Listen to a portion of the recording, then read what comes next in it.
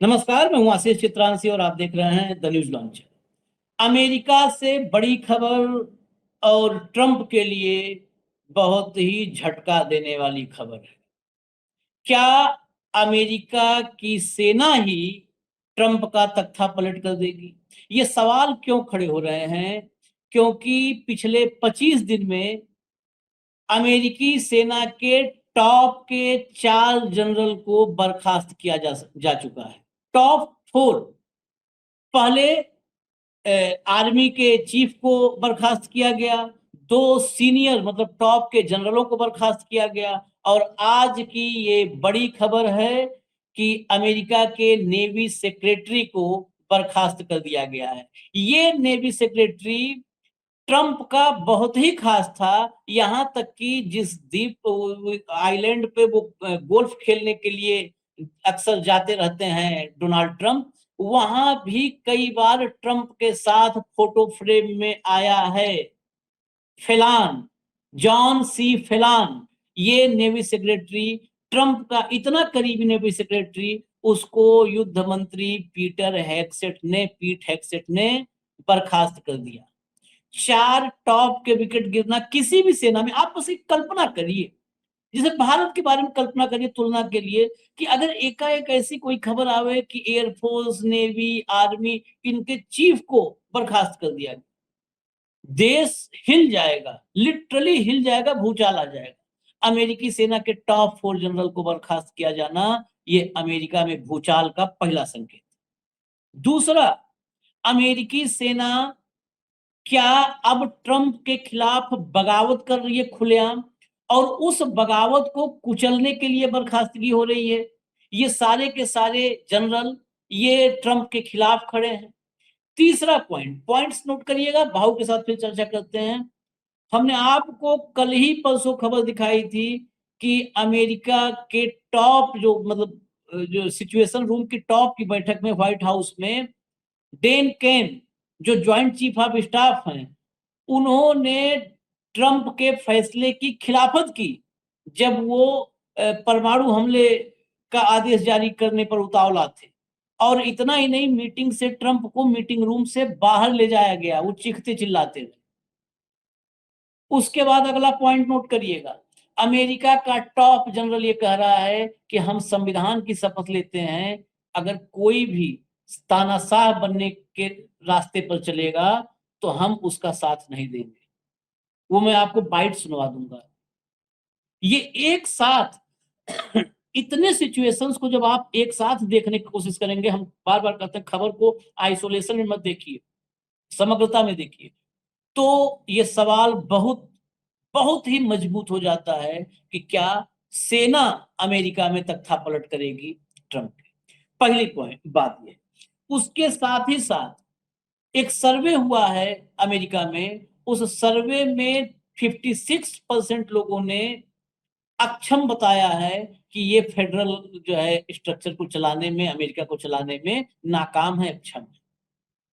और उसके साथ जो सीनेटर हैं, जो हाउस ऑफ रिप्रेजेंटेटिव में बैठे कांग्रेसमैन हैं, कांग्रेसवुमन हैं, वो सब भी, मतलब अमेरिका की पब्लिक और सांसद भी ट्रंप पर आग बबूला है। ये पूरी परिस्थितियां अमेरिका को, भारत में गर्मी का मौसम है लेकिन अमेरिका को झुलसाने की स्थिति पैदा करती नजर आ रही हैं। भाव को लाइए और फिर मैं एक एक हिस्से पर चलूंगा, धीरे धीरे उसको समझेंगे। स्वागत है भाव भैया, शुरुआत कीजिए जरा, लाइए पहली हेडलाइन दिखाइए। ये देखिए, द संडे गार्डियन की खबर है, Trump ousts navy chief amid Iran war, John Phelan fired by US War Secretary Pete Hegseth with immediate effect over Strait of Hormuz blockade। अब आप इस हेडलाइन से एक एक हेडलाइन पर आधे आधे घंटे की चर्चा हो सकती है, अगर मतलब बहुत डिटेल में जाए तो। स्ट्रेट ऑफ होर्मुज के ब्लॉकेड से जुड़ा हुआ ये बर्खास्तगी जुड़ी हुई है और इमीडिएट इफेक्ट से है। इसका मतलब डोनाल्ड ट्रंप ने पिछले एक सप्ताह में जितना बयान दिया, उनके फर्जी होने पर ये मुहर लग गई। ब्लॉकेड पर बर्खास्तगी क्यों?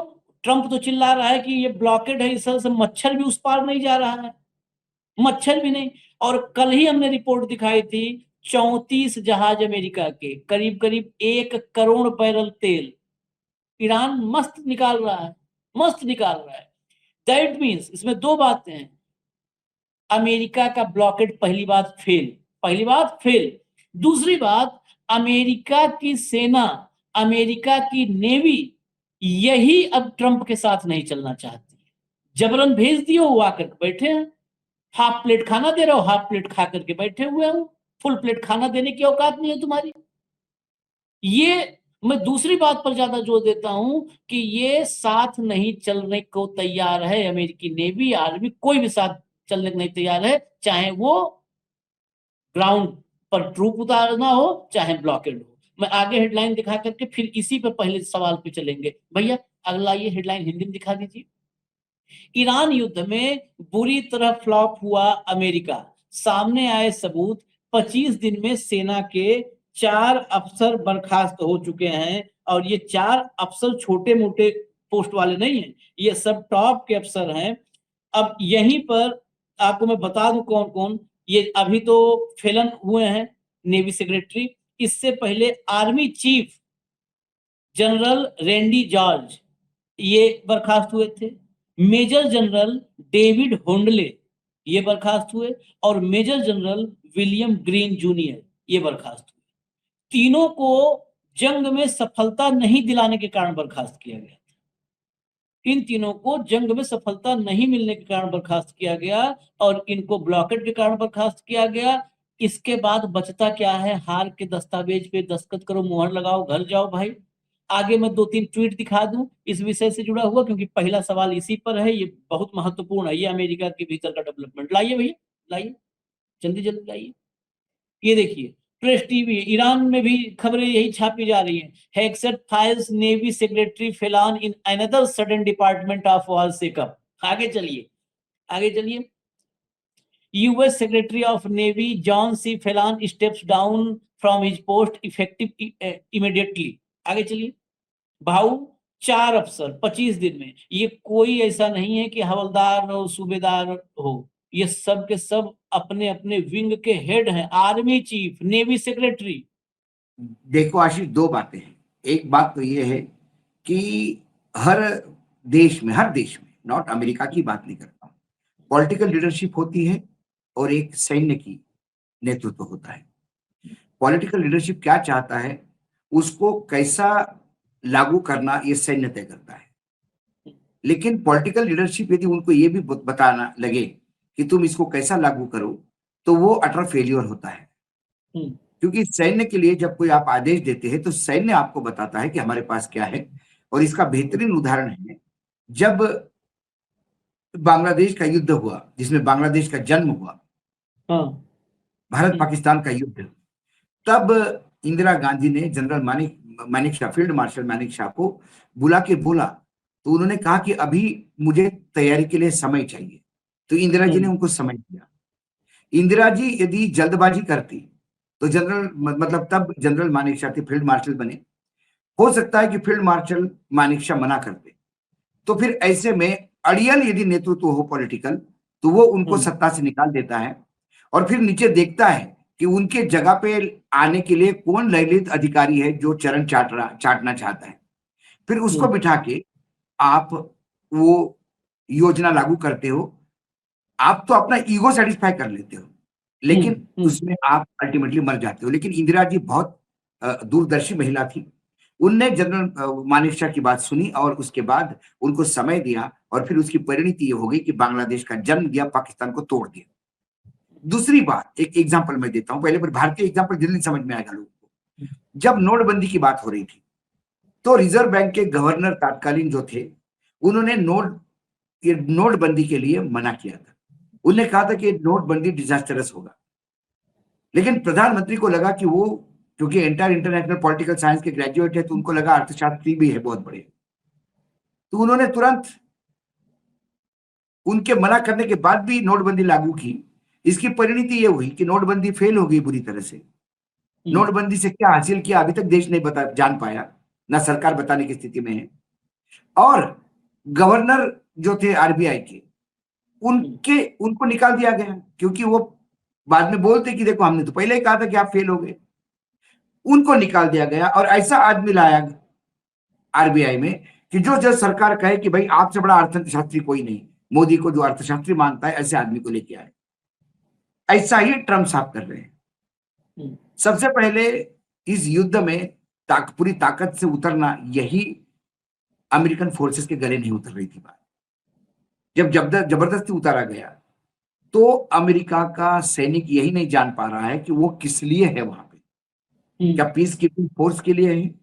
क्या इजराइल के लिए लड़ रहा है? उस इजराइल के लिए जो जमीनी सैन्य भेजने के लिए तैयार नहीं ईरान के, अमेरिका के सैन्य को बोलते तुम मरो, मैं नहीं भेजूंगा। किसके लिए हम लड़ने को तैयार है? इजराइल हमको क्या दे रहा है?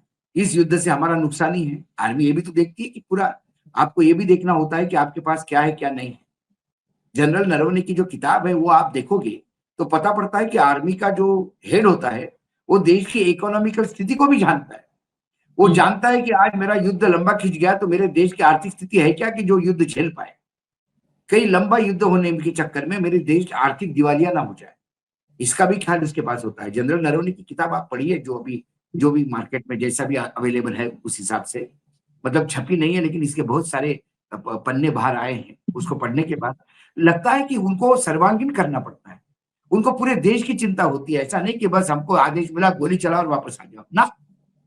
उसके रिपरकशन क्या है, मेरे पास सप्लाई चेन कितनी है पीछे, ग्लोबल सप्लाई चेन मेरे पास कैसी है, विदेश नीति मेरे देश की कैसी है कि यदि समय पे मुझे बारूद गोला कहीं से मिल सकता है क्या, मेरे पास कितना स्टॉक है, ये सारी, मेरा मूवमेंट के लिए मुझे कितने दिन लगेंगे क्योंकि ये सब कॉन्टिनेंट देश है। तो ये सारी चीजें, लेकिन ये युद्ध लादा गया डोनाल्ड ट्रंप के अपने खुद के विम्स के लिए, या वो ब्लैकमेल हो रहा है, जो भी है, जो भी कहे आप उसको। उसके बाद आपको एक, इसके लिए उन्होंने आर्मी चीफ को भी निकाला क्योंकि वो बार बार कह रहा था कि देखो मैं पहले से कह रहा हूं आपको नहीं जाना चाहिए पहले से, तो यार ये किरकिरी करता है, इसको निकालो, इसको निकाल दिया।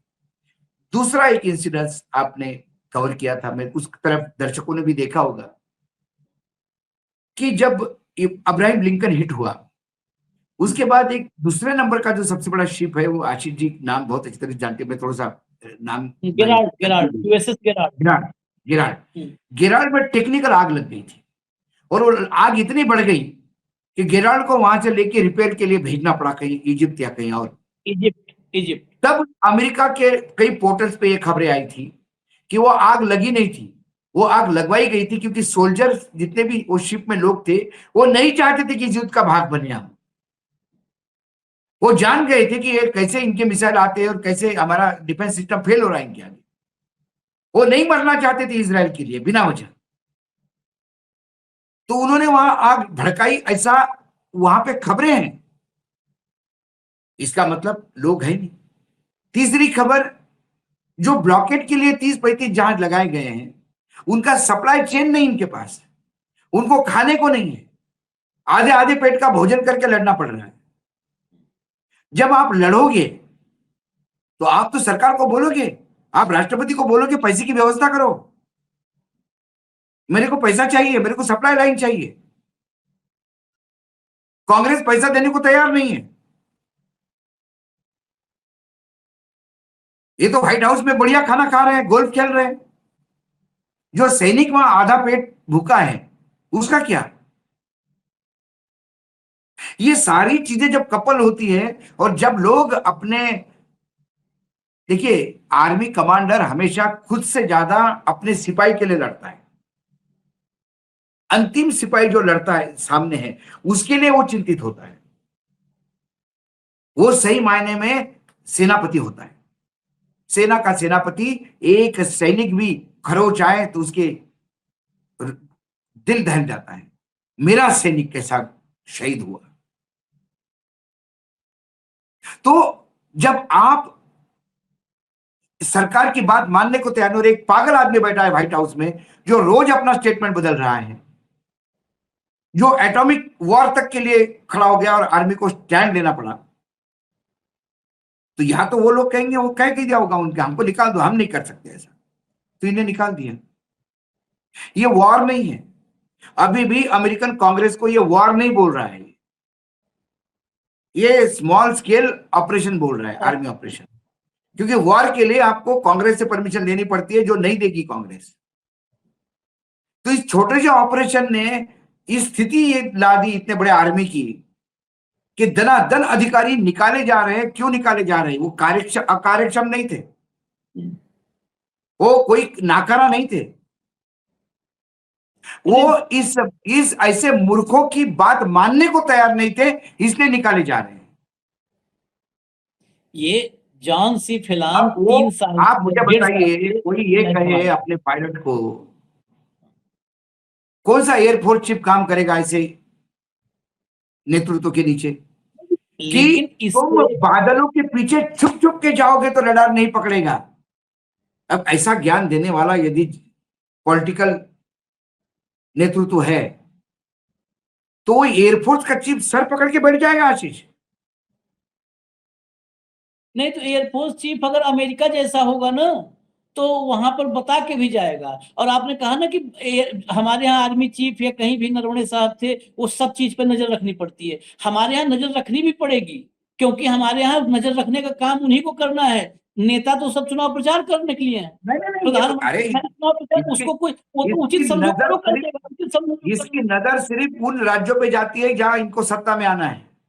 बस बस 24 घंटे तो यदि कोई काम करता है, 24/7 इस देश का नेतृत्व यदि काम कर रहा है आज के वर्तमान में, तो सिर्फ राज्यों में सत्ता में आने के लिए और सत्ता में रहने के लिए केन केन प्रकरण जाए देश भर में, कोई फर्क नहीं पड़ता किसी को। आज कोई चुनाव किसी है, की मैं चिंता कर नहीं। लूंगा। क्या चुनाव है, ऑपरेशन मैं सिंदूर के बाद, क्या ऑपरेशन सिंदूर के बाद हमारे यहाँ विरोध के सुर नहीं नपटे थे? क्या ऑपरेशन सिंदूर के बाद हमारे आर्मी चीफ ने नहीं बोला था कि हाँ हमें डैमेज हुआ है? क्या ये मानने को तैयार था पॉलिटिकल सिस्टम डैमेज हुआ है? क्या हमारे डिप्टी ने नहीं बोला था कि हमने जितने भी वॉर के, ये चाइना प्रॉक्सी वॉर खेल रहा है अमेरिका पाकिस्तान के सिवाय, कंधे पे हाथ रख के? क्या ये बातें नहीं आई थी? उसके बाद इन्होंने क्या किया? इन्होंने राजनीतिकरण करने का प्रयास किया आर्मी का। आर्मी के अलग अलग जनरल्स को अलग अलग बात करने के लिए बोला गया।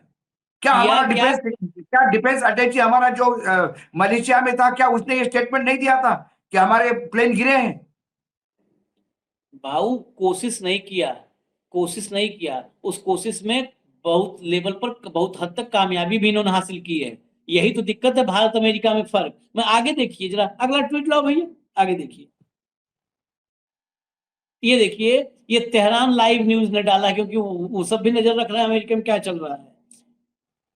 ये मैं हिंदी में पढ़ दे रहा हूं पूरा। अमेरिकी सैन्य अधिकारी धीरे धीरे ट्रंप के प्रति अपनी असहमति व्यक्त कर रहे हैं। अमेरिकी जनरल मार्क मिले के भाषण के अनुसार, हम किसी संभावित तानाशाह के प्रति निष्ठा की शपथ नहीं लेते। ये जनरल मार्क मिले हैं, अमेरिकी जनरल, कह रहे हैं कि हम किसी संभावित तानाशाह के प्रति निष्ठा की शपथ नहीं लेते। हम संविधान के प्रति निष्ठा की शपथ लेते हैं और हम इसकी रक्षा के लिए अपनी जान देने को तैयार हैं। जरा सुनवा दीजिए, सुनवाइए, देखिए।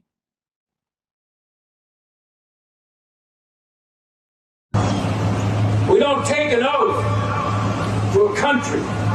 We don't take an oath to a tribe. We don't take an oath to a religion. We don't take an oath to a king or a queen or to a tyrant or a dictator. And we don't take an oath to a wannabe dictator. We don't take an oath to an individual. We take an oath to the Constitution, and we take an oath to the idea that is America, and we're willing to die to protect it. इसलिए मैंने कहा था ये अब ये America में अगर ऐसा, अमेरिका का टॉप जनरल है मार्क मिले, ये इनका स्टेटमेंट है। इस स्टेटमेंट के साथ हम आएंगे, दो खबर एक साथ दिखा दें ताकि जल्दी जल्दी हो जाए। अगली खबर लाइए, इस खबर के साथ जोड़िएगा। अभी आपने जनरल को सुना, अभी नेवी के नेवी सेक्रेटरी मतलब नेवी का टॉप सबसे नंबर 1 अफसर, उसका जो बर्खास्तगी उसकी, अब ये जरा देखिएगा हिंदी में सुनिए। रविवार को HII इंगल्स शिप बिल्डिंग्स में यूएसए जुमवाल्ट पर लगी आग में 3 नाविक घायल हो गए। नौसेना अब आग के कारण और नुकसान की सीमा की जांच कर रही है। ये क्या आग लगाई जा रही है? पिछली आग की USS गेराल्ड की चर्चा की भाव ने, उसकी जांच पेंटागन कर रहा है। सिर्फ वहां पे मीडिया में नहीं, उसकी जांच पेंटागन ने बिठा दी और पेंटागन जांच कर रहा है। आपको फोटो भी हमने दिखाया ट्वीट के साथ। ये जो है ये वहां का दूसरा जहाज जिस पर HII ईगल्स, इस पर भी जो है आग लगी है, और इसमें तो 3 सैनिक, उसमें तो कोई कैजुअलिटी नहीं थी, इसमें 3 सैनिकों के घायल होने की खबर है। भाऊ, जहाजों पे आग लग रही है। जनरल, टॉप का जनरल कह रहा है कि हम संविधान के जो है शपथ लेते हैं, निष्ठा, संविधान के प्रति निष्ठा की शपथ लेते हैं, किसी भी संभावित तानाशाह के लिए हम शपथ नहीं लेते उसकी निष्ठा के लिए। नहीं। ये क्या सभी जगह संविधान की शपथ दी जाती है। हमारे यहाँ आर्मी भी हमारी देश के प्रति समर्पित है, मोदी के प्रति समर्पित नहीं है, पॉलिटिकल लीडरशिप के प्रति कभी समर्पित नहीं होती। हमारी हमेशा, इसीलिए आज भी मतलब अभी थोड़ा सा लगा है कई ग्रे एरिया, नहीं तो आज भी हमारी आर्मी इतने हमारे आसपास, चाहे बांग्लादेश हो, चाहे चाइना हो, पाकिस्तान हो, कई हर जगह आपने देखा कि आर्मी टेक ओवर करती रही है, फिर पॉलिटिकल, फिर आर्मी। लेकिन भारत में वो कभी नहीं स्थिति आई, सिर्फ इसलिए कि भारत की जो आर्मी है वो संविधान के प्रति सबमिट है, संविधान के प्रति उसकी लॉयल्टी है और संविधान के अनुसार चलती है, और उसके लिए संविधान और लोकतंत्र सर्वोपरि है। पॉलिटिकल लीडरशिप आती है जाती है, लेकिन देश रहना चाहिए। यदि किसी ने देश को ही अपना आप बना लिया, एक पागल था इंदिरा इज इंडिया बोलने वाला बरुआ, तो जनता ने औकात दिखा दी थी। अब भारत और मोदी भारत बोलने वाले लोग हैं, और उनको लगता है कि अब मैं ही जो कुछ हूं मैं ही हूं। और जब अपने आप को तानाशाह भगवान समझने लगे कि मैं अविनाशी हूं, मैं नॉन बायोलॉजिकल हूं, तो आप समझ जाइए ये पागलपन कहां जाएगा। जिनको साइकोलॉजिकल ट्रीटमेंट देने की जरूरत है, जो विकसित मानसिकता के लोग हैं, यदि उन लोगों के हाथ में सत्ता आएगी तो ऐसा ही स्थिति आएगी। कितने लोग निकालेंगे आप, कितने जनरल निकालेंगे आप नेवी के, क्या करेंगे आप? उसके बाद ये सारे नेवी के शिप वापस चले गए तो क्या करेंगे आप? क्या खुद ब्लॉकेड करेंगे, खुद मोटर बोट में आके खड़े हो जाएंगे वहां पे? ये एक भारत में जो है उस दौर में एक देवकांत बरुआ था, अब तो गली गली देवकांत बरुआ घूम रहे हैं। चलिए, तो हर पूरी कैबिनेट देवकांत बरुआ से भरी हुई है, गली गली बरुआ घूम रहे। मैं आगे चलता हूं। मैंने कहा था आपको, अभी मैं जनरल को सुनवाया, इस्तीफों की गिनती बताया, नाम बताया, खतरा बताया। अब आते हैं जरा, उससे आगे बढ़ते हैं।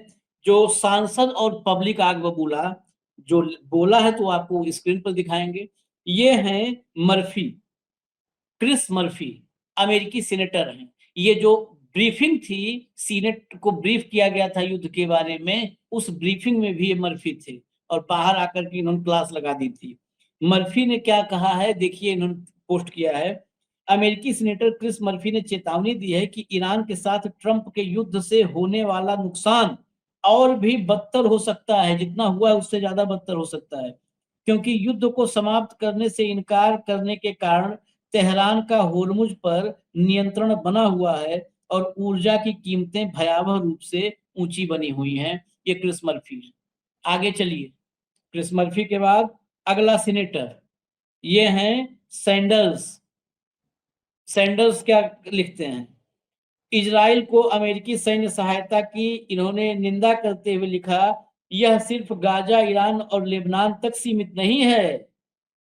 अक्टूबर 23 से वेस्ट बैंक में इजरायली सैनिकों और बस्तियों ने 1071 फिलिस्तीनियों की हत्या की, 6000 से अधिक घरों को ध्वस्त किया, 200 से अधिक अवैध चौकियां बनाई। इजराइल को अब और सैन्य सहायता नहीं। ये सारे आवाज एक एक देखिएगा, ये सब ट्रंप के खिलाफ बिल्कुल खुलेआम अब मैदान में उतर गए हैं। और आगे चलिए जरा, और आगे चलिए। ये 2 सीनेटर हो गए। अब देखिए, अमेरिका के पूर्व विदेश सचिव, विदेश मंत्री मतलब उसको कहिए, विदेश मंत्री जॉन कैरी, ईरान क्या बोलते हैं, ईरान के साथ युद्ध लड़ना जरूरी नहीं था और यह खतरनाक है। यह ट्रंप के राष्ट्रपति कार्यकाल की एक असफल परीक्षा है। असफल परीक्षा। वही हमने कहा, वही हम कह रहे थे, ना फोकस है, ना पर्पस पता है, ना गोल पता है। और बच्चों को हमने मरने के लिए छोड़ दिया है। सबसे डेंजरस। और Dangerous. सारे एक लाइन से सब सीनेटर, पूर्व विदेश मंत्री सब खिलाफ है। अगला ट्वीट लाइए, फिर फाइनल जवाब लेंगे। अगला लाइए, ये आपने देख लिया। अब ये देखिए, ये अमेरिकी जनता का रुख इसमें देख लीजिए। फॉक्स न्यूज अमेरिका में इकलौता इस दौर में माना जा रहा है कि यही सबसे तेज है। अब इससे समझ जाइए कि क्या है। उसने भी, लेकिन सोचिए, जिसको वहां पर पालतू कहा जा रहा है कि फॉक्स न्यूज इकलौता वहां पर है, नहीं तो ट्रंप सबको गाली दे चुका है। CNN, New York times, Washington post, wall street journal सबको गाली दे चुका है, एक केवल फॉक्स को छोड़ करके। फॉक्स को वहां का आज की तारीख में गोदी कहा जाता है, लेकिन गोदियों की भी रीढ़ वहां पर देख लीजिए उनके पोल में, नहीं तो ये परसेंटेज नहीं दिखाता। फॉक्स न्यूज ने सर्वे करवाया और सर्वेक्षण में पाया कि 56% मतदाताओं का कहना है कि ट्रंप प्रशासन संघीय सरकार का प्रबंधन करने में सक्षम ही नहीं है। 56% अमेरिकी कह रहे हैं कि ये अक्षम, ये निकम्मी, नाकारा ट्रंप की सरकार है, ट्रंप का प्रशासन बिल्कुल ये फेल गोदी मीडिया बोल रहा है वहां का गोदी मीडिया बोल रहा है। सोचो, गोदिये सीख लो भाई यहाँ वाले भाऊ। अब इतना एविडेंस बड़े मेहनत से जुटाया गया है। इतने एविडेंस के बाद बताइए ट्रंप की एक्चुअल स्थिति क्या है। सत्ता बनी रहे वो बात अलग की है, लेकिन ऐसे ही हालात के लिए यही हालात बनते, कोई अलग से नहीं बनता है। यही हालात हैं आर्मी से लेके पब्लिक। मुझे लगता है कि वहां एक जन आंदोलन खड़ा हो जाएगा और कहीं ट्रंप को इस्तीफा नहीं देना पड़ेगा। एक बहुत बड़ा जन आंदोलन खड़ा हो सकता है वहां पे, क्योंकि उन्होंने सही कहा जो ट्वीट में कि फॉक्स ने कि जो फेडरल जो अलग अलग राज्य है उनके साथ बहुत ज्यादा संबंध खराब है इसके। हर राज्य का केंद्र के खिलाफ कोर्ट में केस चल रहा है। हर राज्य इमिग्रेशन को लेके सबके इश्यूज है। ये आर्मी उतारने की बात करता है कि मैं फोर्सेस भेज दूंगा। सुप्रीम कोर्ट ने मना किया, आप नहीं भेज सकते उनके परमिशन के बगैर। न्यायपालिका इसके लगातार खिलाफ वो दे रही है, डिसीजन दे रही है इसके पागलपन के खिलाफ। जो इनके मित्र है वो भी नहीं समझ पा रहे इनको। ये रोज अपनी भाषा बदल के और बेइज्जत कर रहा है देश को। और सबसे ज्यादा मेक अमेरिका ग्रेट अगेन किसके लिए? अमेरिकन के लिए ना।